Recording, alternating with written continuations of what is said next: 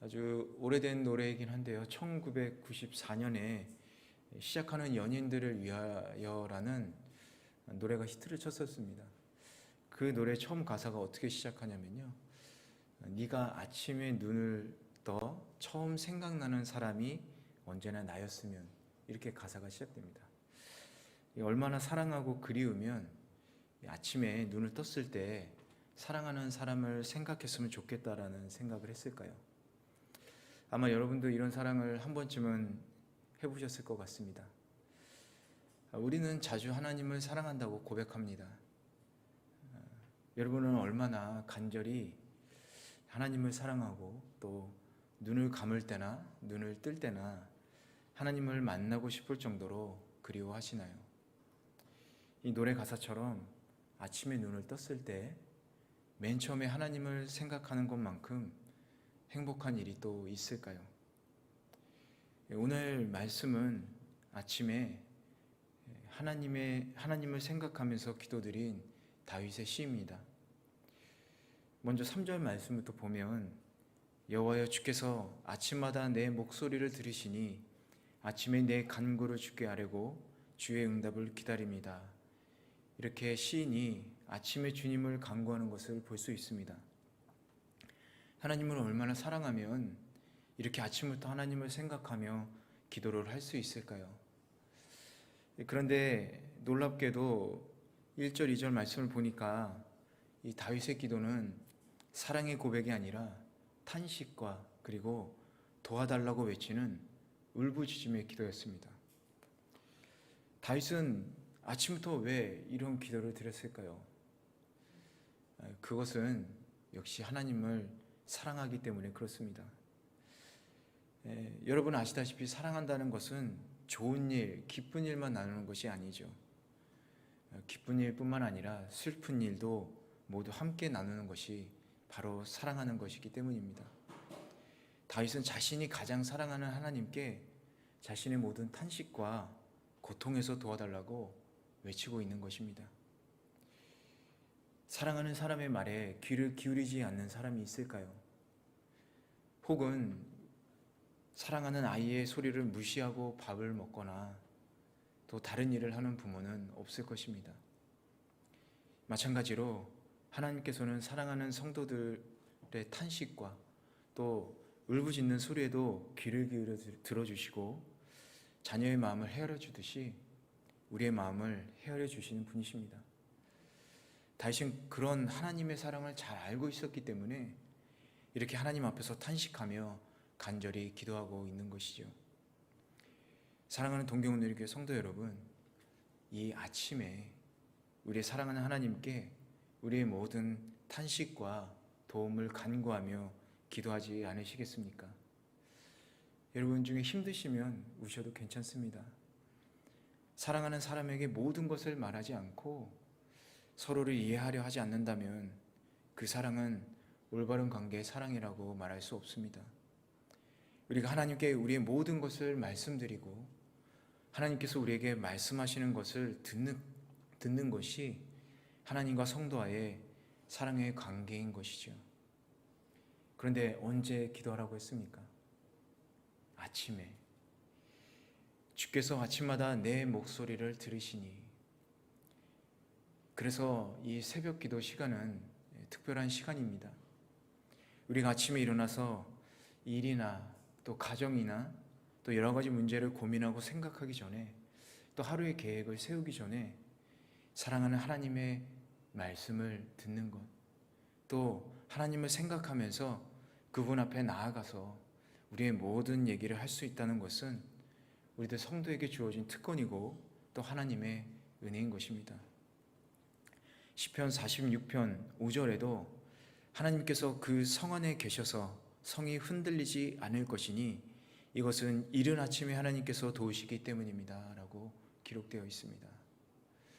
이른 아침에 우리가 깨지 않는다면 이런 은혜를 우리가 경험할 수 없겠죠.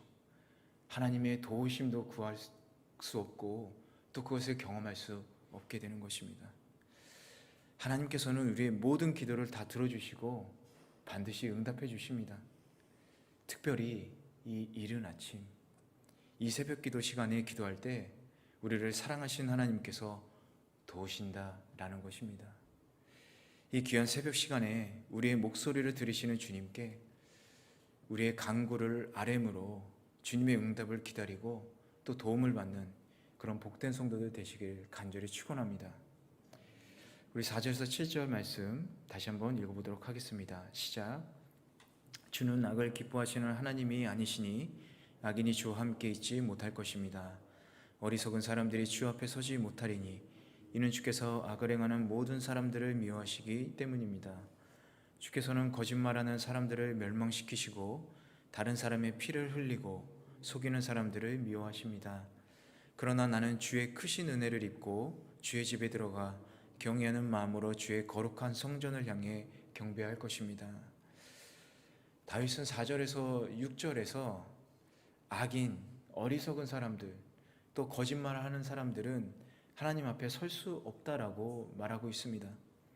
하나님께서는 악을 행하는 사람들, 그리고 다른 사람의 피를 흘리고 속이는 사람들을 미워하시기 때문입니다. 그런데 7절을 보면 그러나 나는 주의 크신 은혜를 입고 주의 집에 들어가 경외하는 마음으로 주의 거룩한 성전을 향해 경배할 것입니다. 이렇게 말을 하고 있습니다. 즉 자신은 하나님 앞에 담대히 나아가 설 수 있다라는 것이죠. 다윗은 그 이유를 하나님의 크신 은혜를 입기 때문이라고 말하고 있습니다. 사실 인간적으로 본다면 다윗이나 그가 말하는 악인이나 별로 다를 것이 없습니다. 어쩌면 다윗이 더 악하다고 할 수 있겠죠. 다윗이 범한 죄는 율법으로 볼 때 가장 악한 죄에 해당합니다. 그것은 바로 결혼한 사람의 아내를 범한 일이죠. 그리고 그 남편을 죽인 살인죄입니다. 지금도 현행법상으로 살인과 강간은 매우 엄하게 처벌하고 있죠. 그런데도 다윗은 자기가 말한 악인들, 즉 반역자들은 하나님 앞에 나아갈 수 없다라고 말하는 반면에 자신은 하나님 앞에 나아갈 수 있다라고 고백하고 있습니다. 어떻게 보면 좀 말이 안 되는 것 같습니다.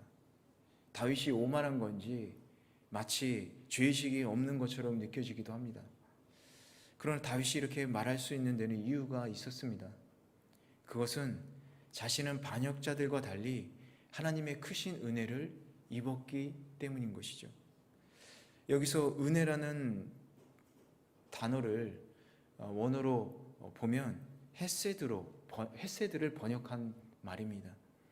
이 헤세드라는 단어는 구약에서 약 240회 정도 사용되었는데 하나님과 인간의 관계, 그리고 또 인간과 인간 관계에서도 사용되는 그런 폭넓은 단어입니다. 인간과 인간 관계에서 사용될 때 이 헤세드라는 단어는 친절을 의미합니다.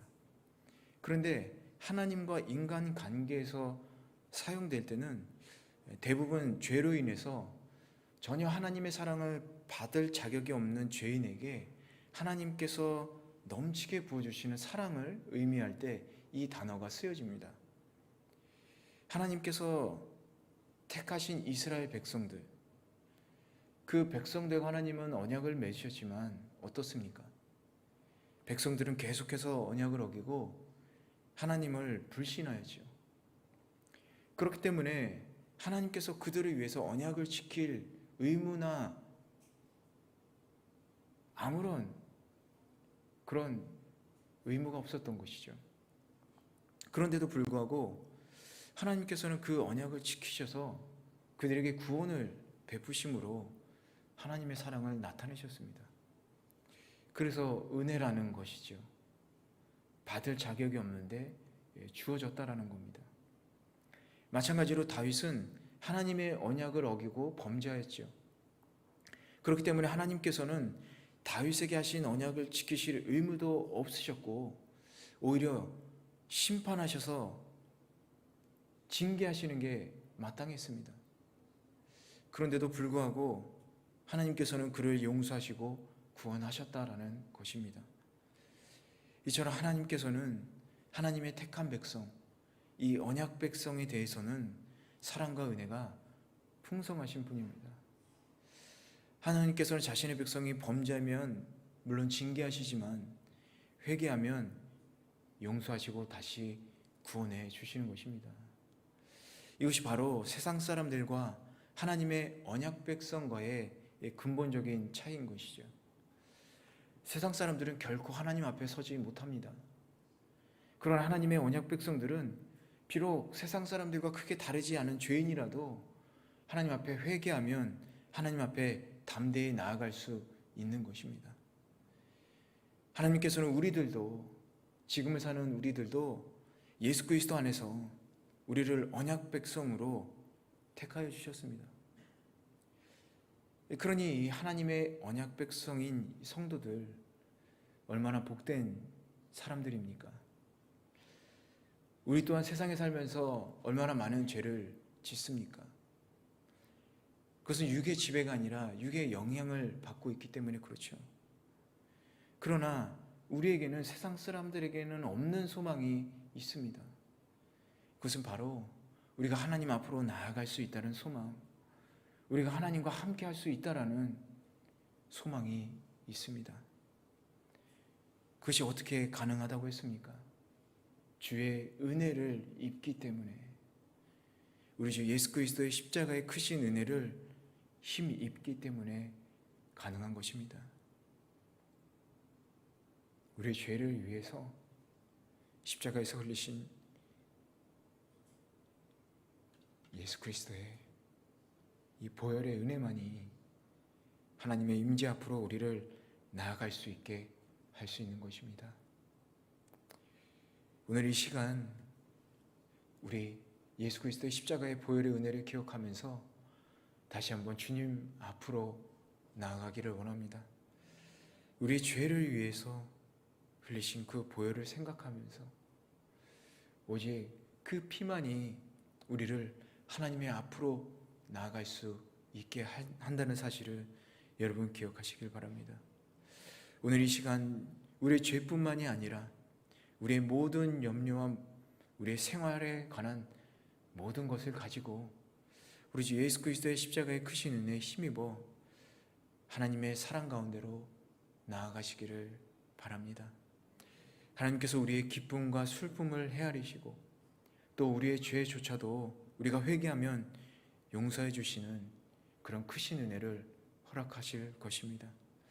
그럴 때 다윗의 고백처럼 하나님의 거룩한 임재 가운데서 하나님께 감사와 경배를 드리시기를 바랍니다. 주님의 크신 사랑과 또 풍성한 은혜를 경험하는 귀한 성도들 되시길 간절히 축원합니다. 우리 마지막 8절에서 11절 같이 읽어보도록 하겠습니다.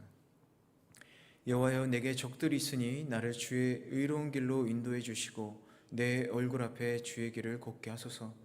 그들의 입에서 나오는 말은 한마디도 믿을 수 없고 멸망으로 인도하며 그들의 목구멍은 열린 무덤이며 그들의 혀는 거짓말만 합니다.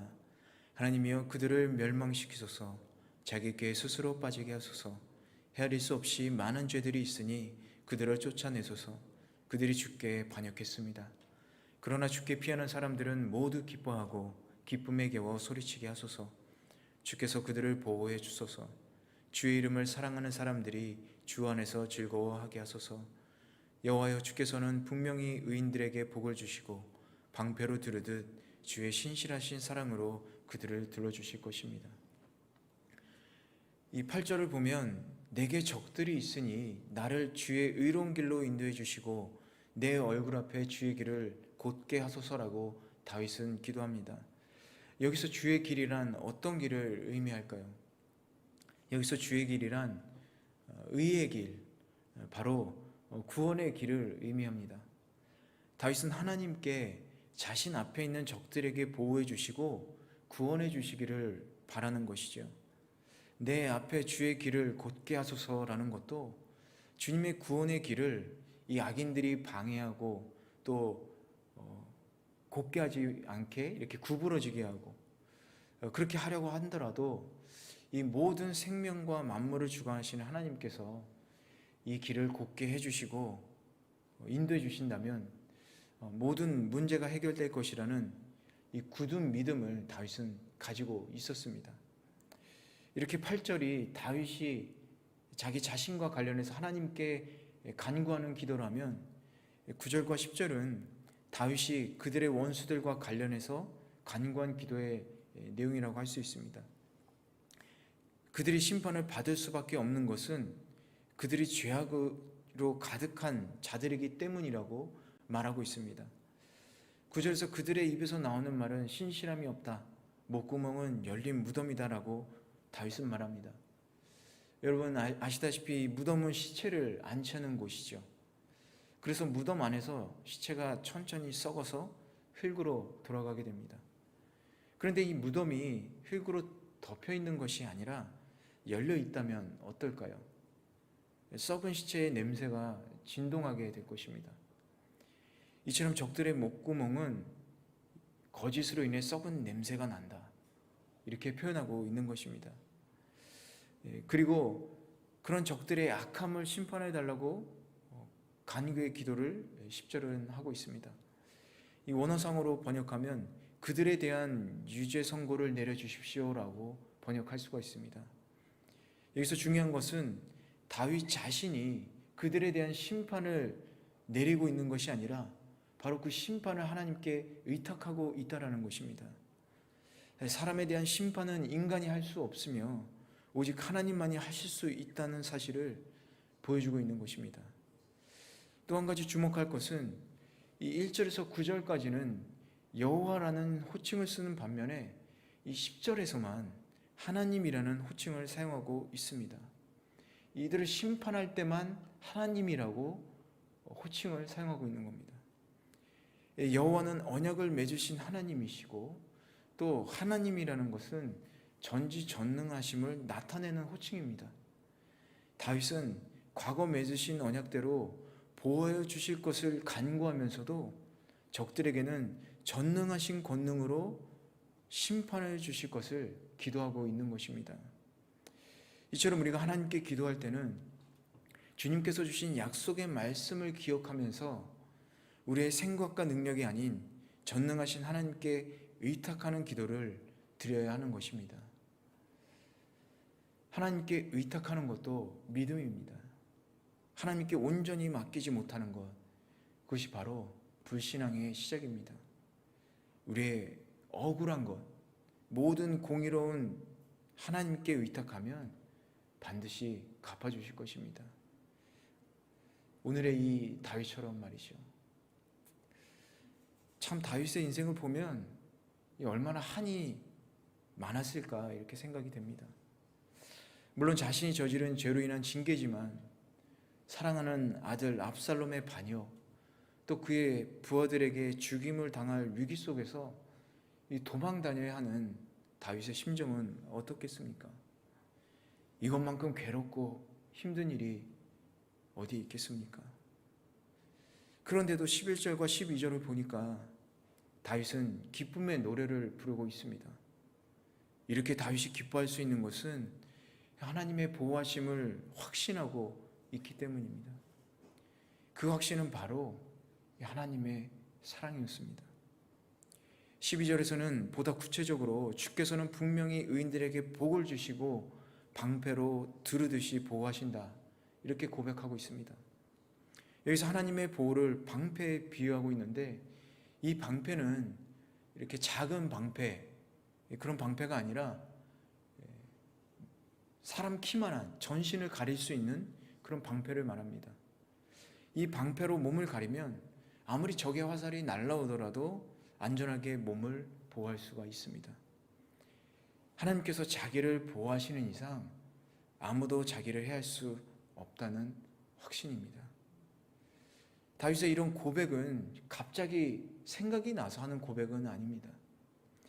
다윗은 일평생 동안 수많은 위기를 만났죠.